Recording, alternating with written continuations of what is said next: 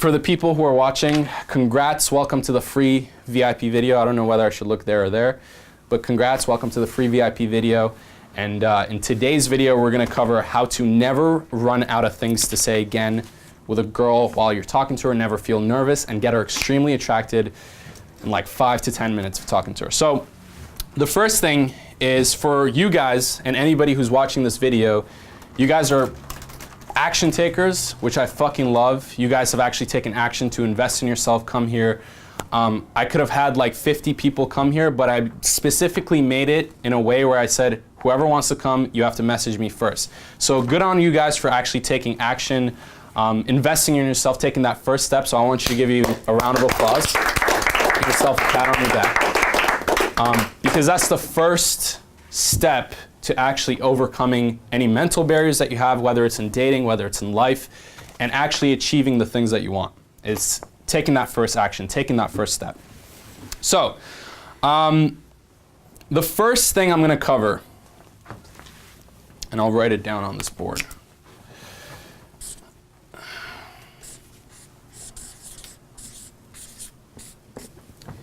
The first thing that when you're talking to a girl, who's gone up to a girl and has gone the like this face and then they're like, and they look away? Or who's gone up to a girl, has talked to her, and then she's like not interested or got a boyfriend?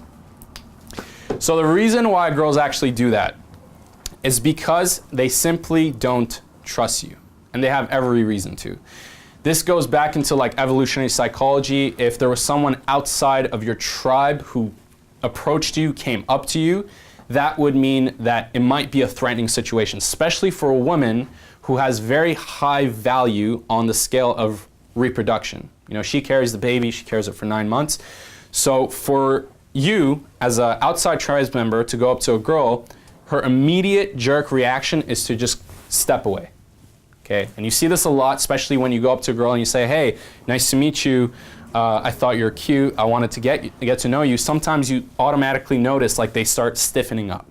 Okay? So how you actually overcome that is when you first approach the girl, and there's a lot of talk on this, especially in the dating community. Should you go direct? Should you go indirect? And from my personal experience, from me actually going out, talking to girls and everything, indirect always works better. And it simply comes down to, again, the way that we're hardwired in our brains. So going up to a girl, and let's say like she's standing there, you're leaving some proximity between you and her, you're leaving some space, and you go up to her and you're like, hey, I just had a muffin. In her mind, in your mind, that might seem like really dumb. It's like, oh, I just had a muffin. Like, who starts a conversation with that? I would rather go up to her and say, I thought you're cute, be masculine, be alpha, and all that shit. But in her mind, the first thing that goes off is, yeah, sure, I don't know this guy, but he's simply starting a basic conversation. There's no pressure on her. Because when you go up to a girl and you're going up directly, immediately she's like, there's a lot of pressure on me, and I have to make a decision now without knowing anything about this guy, whether I like him or not. Because if you go up to her, you're like, hey, you're cute, I wanted to get to know you, and she responds back and she says, yeah, I want to like talk to you, whatever it may be, that's basically her sub-communicating to you that I like you as well, without knowing anything about you. Okay? So the first thing is she must trust you, and the only way to do that is by starting a conversation indirectly. So it could literally be about anything. The way I like to think of it is when you're starting a conversation with a girl, act like you've already been talking to her for like 15 minutes. Okay, so what would you say if you've already been talking to her for 15 minutes? You could talk about like sushi, you could talk about muffins, or anything like that, okay? So that's the first thing. One thing that you could do is do situational conversation starters. So let's say you're waiting for the bus. Right, you can like, it's as easy as going up to the girl and saying, how long have you been waiting for the bus? Okay, it's very non-pressure on her. It doesn't put any pressure on her. And she gets to kind of feel your energy out before she can make a decision whether she's gonna invest into the conversation or not. Okay, so that's the first step. Now, second step,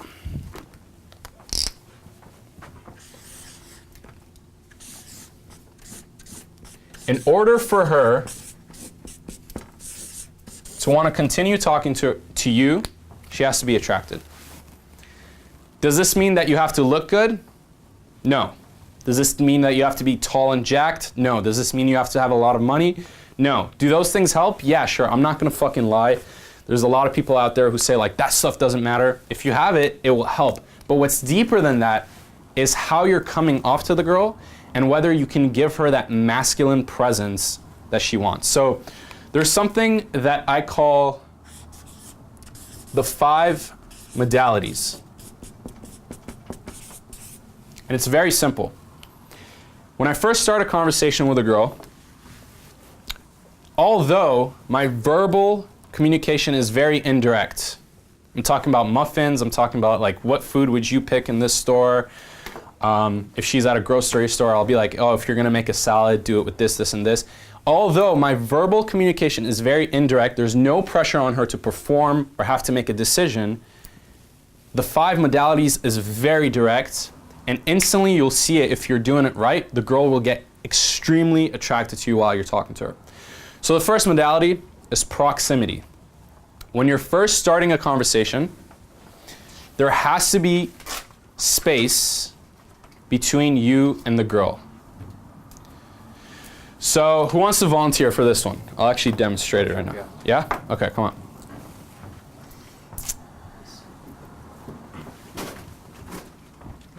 So, let's say you're a girl. Okay. Nice to meet you, Amanda.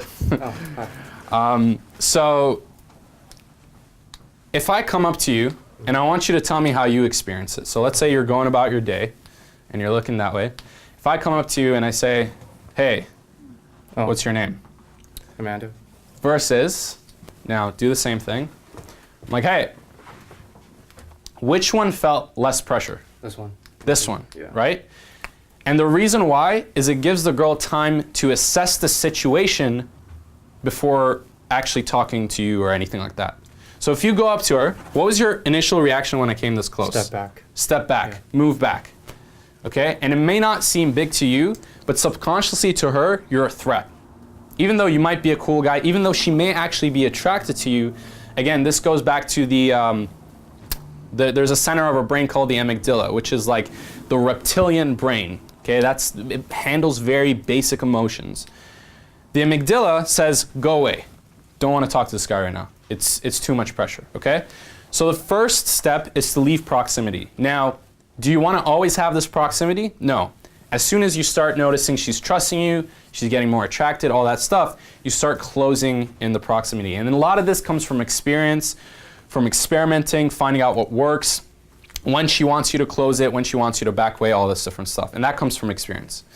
So that's the first thing. Second thing is eye contact. Very, very important.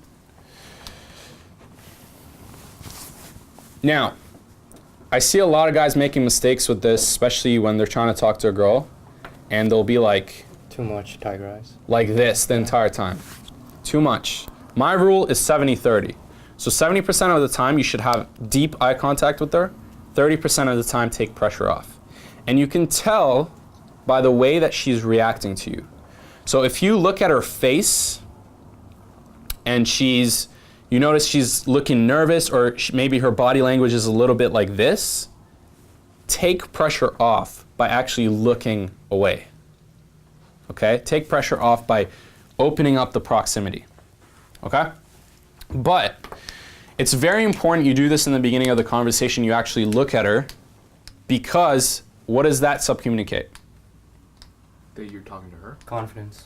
Confidence. That you're talking to her. Okay? You're not focused on anything. You're present to the moment. You're confident. You have high self-esteem. You're not afraid to look at someone in the eyes. So it's very, very important that the second one is eye contact, and you make sure that it's there 70% of the time. Okay? So the third thing is vocal tonality. Okay, and we're gonna do an exercise after this that's gonna really help. So if I come up to you and I say, hey, you're really cute, I wanted to get to know you right now. Too much up talk. Too much up talk. Yeah. What it's really subcommunicating deep down is this guy believes that he's here on a scale of value, and he's trying really hard to be familiar with me, okay? Which means that I'm up here. One of the biggest things that I learned from my friend this is like the natural buddy that I ended up becoming friends with and learning a lot of this stuff from, is he always told me, Zach. 10 push-ups right My now. friend. Do it, soldier. 40 minutes. Okay, we won't do the push-ups. We'll do it after. We'll do it after. No, we'll do it after. We're recording right now. Is this the naughty corner? No, just pull up a chair. So, fuck, I forgot where I was. Up talk. Up Or talk. Natural. Oh yeah, okay. So, my natural buddy always told me she doesn't want to fuck a loser. She wants to fuck a winner. Okay? Very simple. She wants to fuck a winner. So if you're doing that up talk, you're going like, hey, hey, hey, that pretty much means that you believe that you're down here compared to her. Now, the way that I like to think of vocal tonality is I imagine I'm talking in front of like 1,000 people. That's the same way that you should be talking to the girl. It's very down. It's almost monotone. Okay? Everything ends with a period at the end. It's the end of a sentence. So that's very simple. So we covered proximity, eye contact, vocal tonality. Fourth one is physicality. So, you can sit down, by the way. I just noticed you're standing here. Fourth one is physicality. That's fine. Now, when it comes to physicality, a lot of guys make mistakes with this as well. Because, actually, let me get someone else who can demonstrate. Who wants to come up? Okay, come. So you might have seen this when you're actually going out. Well, guys will be like, hey, what's your name? Oh, what the fuck? Yeah, I do. Who's seen that before? So immediately when you look at that guy, what do you think? Douche. Pickup. Gaming. Pickup. Gamey pickup guy. Too much? Too much. It's too much pressure on the girl. He's the gamey pickup guy. Everybody in that venue knows what he's doing. I can guarantee that. So you never want to be that guy because one, you're putting a lot of pressure on the girl, and also the girls around you are seeing what? They're seeing that you have no social intelligence, that you're not seeing that the girl needs comfort and trust first. And it's very important because the people around you, especially the girls, you're going to also be approaching them afterwards. So with physicality, just like proximity, at first you don't want to be physical at all. What you'll notice is when I'm in a club, like let's say the girl is here, people will think like I'm shy. Like guys will come up to me and they'll assume like I'm like this pimp, whatever, and they'll see me beside the girl and I'm actually like this. Like I'm just like this the entire time. And the reason why is because this puts no pressure on her. She's like, oh, he's not going to do anything physical. He's no physical threat. Yeah, he's harmless. So I'm like this most of the time.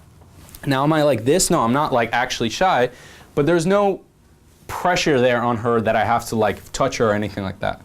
Okay? Now, as I notice she's getting more attracted, she's looking more at me, her body language turns like this, and she's facing me now, she's investing into the conversation, that's when you can get physical, but a very small amount. Very small amount. So, things like, oh, stop. This is actually like one of my favorite things to do, because you're getting physical with her, but at the same time, you're kind of like pushing her away. You're like, get out of here, I'm done with you, right? Yep. So, you're still getting physical, but in her psychology, she wants to constantly come back, okay? Or maybe things like this, where you're like, she's like, no, you're cool, don't worry about it, okay? It's almost friendly shit, okay, when it comes to physicality. Now, as the night goes on, and you guys are gonna learn the natural system afterwards, as the night goes on, you can get more physical, arouse her, and all that stuff. That was good, thanks, man. Give him a round of applause. Cool. Now the last thing, okay? This one's pretty important too, is explicitness. So what is explicitness? Explicitness is when you're first starting the conversation with her, you don't want to have any of the topics be too off-putting or unconventional. Okay, so going up to the girl and being like, do you like to fuck dogs, isn't gonna work. Okay, although you've probably seen like some weird ass like infields of guys going up to girls, like choking girls and shit like that. they are doing that after talking to the girl for an hour. And that's the shit that you're not seeing. They've been talking to the girl for an hour and a half, 2 hours, and then they can do that and they show you those little clips. So in the beginning of the conversation, again, she needs to trust you. You never want to say anything that could be off-putting or unconventional. You're just building trust. You're just being around her. Now, as the conversation goes on, again, you notice she's being more attracted to you. She's looking deep in your eyes. She's investing into the conversation. Now you can be a little bit more explicit. And you simply just dip your toes in the water by saying the words fuck, shit, just very basic stuff like that to see how she reacts. Again, as it goes on, you can start saying more ridiculous shit. And I have very, very dark humor. Sometimes like I'll start talking about like abortions with the girl, and I'll start talking about like dead babies. And again, if I started that in the beginning of the conversation, she would have never talked to me. But because she's invested so much after 2-3 hours, she's like, oh, he's obviously kidding, it's a joke. And because she likes me, she's attracted, she's going to put a spin onto it that's attractive. This is actually one of the cognitive biases. It's called the liking-disliking tendency. And what the liking-disliking tendency is, once you actually kind of like someone or you like a certain trait of theirs, you ignore anything that's negative about them just so you can continue about that likingness. Now, on the opposite end, who knows here Tai Lopez? You've seen this fucking ads here in my garage. Now, people who know, I've learned a lot from Tai. I've been to a bunch of his seminars. He's absolutely changed my life, my business, everything. So for me, anything that he says, even if he puts anything on his social media that's stupid, I still like him because my brain goes, no, he's done all this good stuff.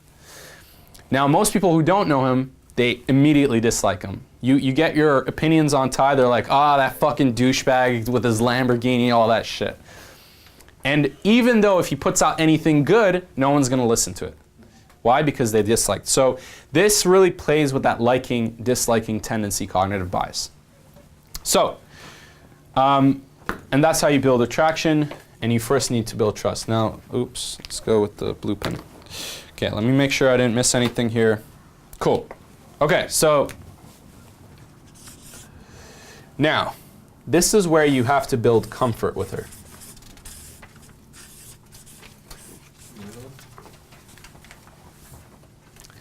Actually, I'm going to put it on the second page.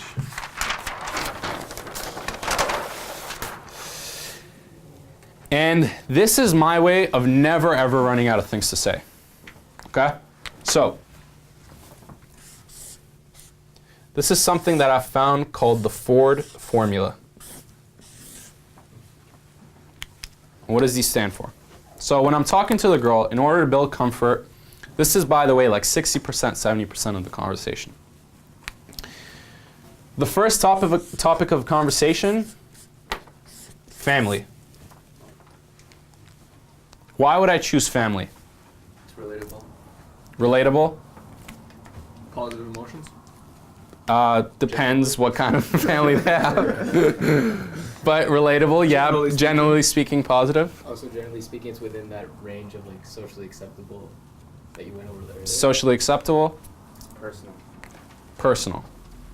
That's the big one. It's very personal, and it's familiar to them.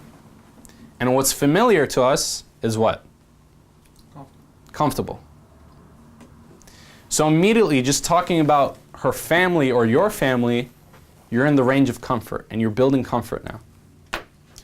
Do you have to go deep into like family secrets and whether they've been beat or something? No, you don't have to do any of that stuff. It's very simple. And the way that you want to basically start any conversation about any topic is, I like to make assumptive statements. You never want to go into a place where you're like asking questions, because then it's like interview style.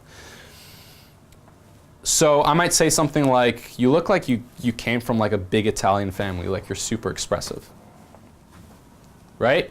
Now, what happens is, because I've said that, it allows the opportunity for her to start speaking about her family, whether I was right, whether I was wrong. And sometimes they actually get curious and they're like, oh, why do you think that? And now you can roll off of that. Okay? Okay, so that's the first one. Second one, occupation. Good. our work takes most of our lives.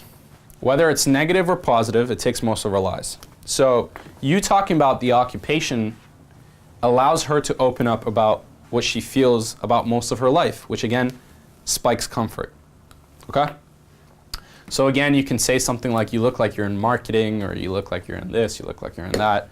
Or you can talk about your own occupation. Yeah, I decided to I got fired from every job that I've possibly had. This is true, by the way. I've gotten fired from every job that I've possibly had in the past because I hated working for a boss, and now I do this. Right? So you can talk about yours. You can also talk about your family. Don't just make this about her. It's also about you expressing the stuff that's very important to you, so you can see whether she's relating to that as well. Because a huge part of getting girls is being in a place where you understand your value, you understand your worth, and you're trying to find those girls who can be in your life. Imagine like a train. The train is going to where it needs to go. You can either hop on or off, but it's still going to go where it's going to go.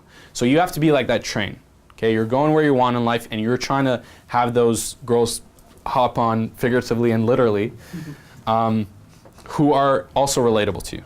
Okay? So, who can guess what R stands for? Relationships? No, I try not to speak about relationships with girls. Okay.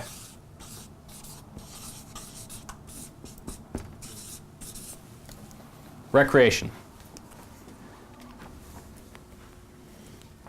What does she do when she's not working? For fun. And again, for me, like I said, I know my values, man. I know my values and my worth. So I'm trying to find a girl who's doing shit that I would be interested in. Right? I like hiking. I like going on adventures. I like going around the city and seeing what the city has. I like going to museums. Not as much anymore, but I used to go to a lot of art museums. I like, film. I like all this different. I like photography, right? I like doing really crazy shit. Like if I can, I'll go do bungee jumping, or I'll go on roller coasters, right? I like that stuff.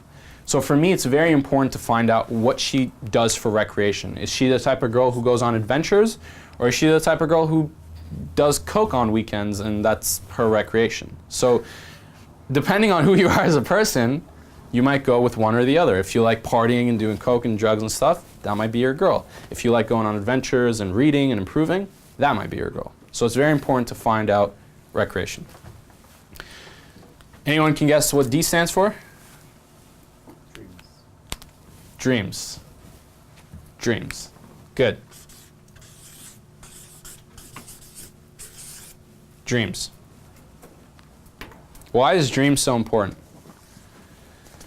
Because it's very personal to whoever has those dreams, and kind of you hit at the very core of their passion with it. You hit their most emotional spots. It's like their emotional G spot. Because everyone has, almost everyone has a dream that they uphold, something that they wish they could do. It would be their ideal life. And with that dream is attached a lot of deep emotions. If you ask people why they want a Lamborghini, it's not necessarily that they want a Lamborghini. It's that they want to be able to drive fast. Why do you want to drive fast? Because when I'm driving fast, I feel adrenaline. Why do you want to feel adrenaline? Because when I have adrenaline, I feel free. Why do you want to feel free? Because when I feel free, I feel like I'm happy. I'm enjoying life and stuff like that. So when you take it back from all the dreams, there's these really deep-rooted emotions that they've always been craving in their life. So when you talk about a girl's dreams or talk about your dreams, not only will you get to know what she really, really wants in life. So one question I'll ask a girl, and you guys can steal this, is I'll be like, okay, let me ask you a question. It might be a little bit personal. If you could do anything in the world and you could travel anywhere in the world, nobody had to even know about it, and you're making $1 million per year, what would you do? Okay, and that gets her thinking really deeply about because a lot of people don't even think about their dreams. Nobody has been asked that fucking question ever. So I think realistically only 5% of people know what their actual dreams are. So When you ask that question, she starts thinking about what she wants as her dream and also all the deep-rooted emotions that are attached to it. Now, once she shares that with you, how comfortable do you think she is with you on a scale of 1 to 10? 8. That's good. That's an honest answer. But she's really, really comfortable. Still. Yeah, she just met you, but she's still very comfortable, right? So, sharing those dreams. Now, what happens when you share your dreams? When you tell her what you dream of in your life and all the cool things that you want to do? It builds a connection. Builds rapport, yeah. Like, come on, passionate. Passionate, yeah. Show that you're comfortable with that. Exactly. Because in order for someone to share dreams, you have to be very comfortable to share that, right? So now she's sharing that with you, and she's really, really comfortable, and now you're sharing it. So it's building this like amazing energy of just comfort. And whatever you say from now on won't even fucking matter. Like you can say the stupidest shit, you can fuck up the interaction, you can be like a beta, whatever they call it, beta male or whatever, and she'll still like you because she's extremely comfortable with you. Okay? Now, what it also does when you share your dreams is it shows ambition. Now, ambition is really attractive, and we're going to get into that in the natural system because it goes really deep. But yeah, that's how I never ever run out of things to say. I constantly go around this conversation. So I'll just be like, yeah, you look like you're from a big Italian family. Oh, why do you think that? I don't know, you're just really expressive and stuff. Am I right? Da-da-da. She shares about her family. Yeah, I'm from a small family. Da-da-da, da-da-da. You also look like you're in marketing. Da-da-da. Why do you think that? It just continues going off and on like that. And you can have like a good 10, 15-minute conversation just like that. And by the time you get to the end, she's extremely comfortable with you. And you're also comfortable with her. You know what type of girl she is, what she wants in life, what her desires are in terms of her deep-rooted emotions, and all the other things. Right? So, let me make sure I didn't miss anything. Okay, cool. So that's pretty much it for the first section. Thank you for watching. If you're on this, chances are you've already signed up for the email list. If you haven't, there's going to be probably a button down below or something if you want more content like this. For you to actually check stuff out like this. I send like really cool. Who's on my email list here, by the way? Okay, so only 4 people. Cool. So how do you guys like the emails? If you're being honest. If you're being honest. Well, they're, like, Yeah? heavy. Yeah. Usually Cool. the first thing I read. Cool. Awesome. So yeah, I put a lot of work into those emails. So if you're interested in that, sign up for that, and I'll see you there.